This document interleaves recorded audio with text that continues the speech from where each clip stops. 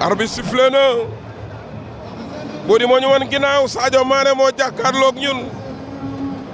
turandoom de ndaanaan la ci bal bi xaw ma nag moom ñu ngi leewaatoo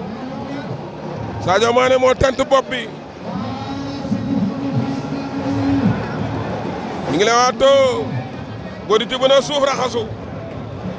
signature ba lu ne waxante nañ ko ñoom ñaar demee nañu wet Sadio Mané ak Body xeex nañu Sadio Mané dox na ci koom Body replié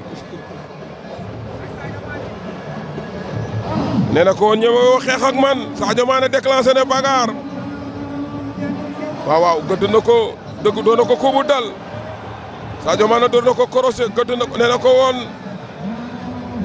daje nañu xeex nañu ñi ngi xeex ñi